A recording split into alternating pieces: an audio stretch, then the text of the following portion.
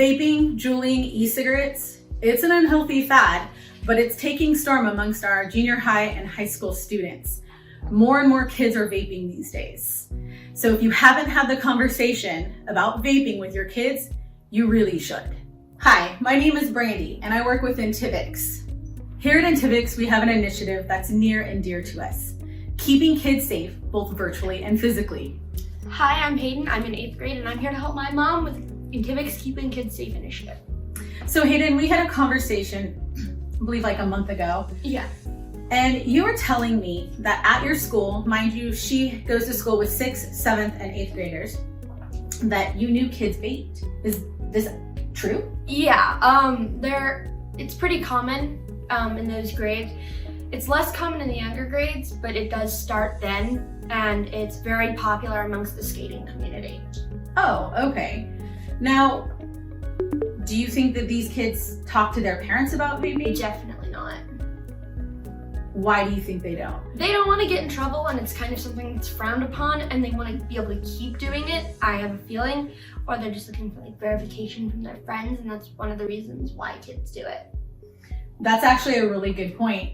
So before we touch on the why or any other topic, what could I do, or what could the listeners do as parents to start that conversation with our kids about vaping? Maybe let your kids know that if they tell you, there will be consequences, but they won't be that large and they won't be in major amount of trouble, because it's just going to scare them away and have them continue doing it behind your back. They might not even be doing it at all. What I'm hearing is they're afraid of getting in trouble.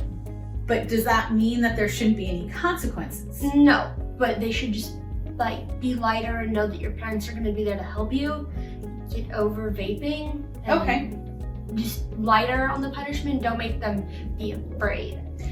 That's actually spot on with our next topic here. Is so far what we've heard is they don't want to get in trouble. There's this sense of fear, right? So I guess as a parent, remain open-minded and non-judgmental, right? They already know we don't approve of it, but if you start in with the you this or scolding, grounding, again, we're not saying that there's not consequences. There are, but I think a healthy conversation is the way to start. Yeah, definitely. You gotta let your kids know that you're not trying to be an authoritarian figure and you're just trying to be their parent.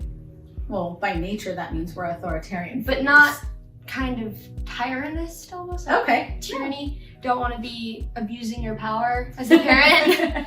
I like that. Abusing my power.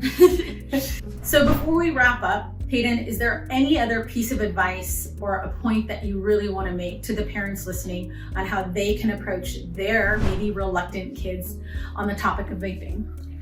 Ask them about it, but don't force them to tell you, otherwise they definitely won't come to you and they're going to continue to vape behind your back. This isn't just a one-time bring up type conversation. This is something that you talk about, maybe not every day or every week, but monthly. you inquire about it every so often here and there. Yeah, and just ask if your kids are around kids who do vape, because they are more likely to vape. Yeah. Just make sure your kids are hanging around good people. Well, that's about all the time we have, but if you're looking for more resources on how to keep your kids safe, check out our blog. Our link is just below. And be sure to join us next time for Keeping Kids Safe when we talk about myth busting these vaping myths. Until next time, stay safe, healthy, and happy. Bye.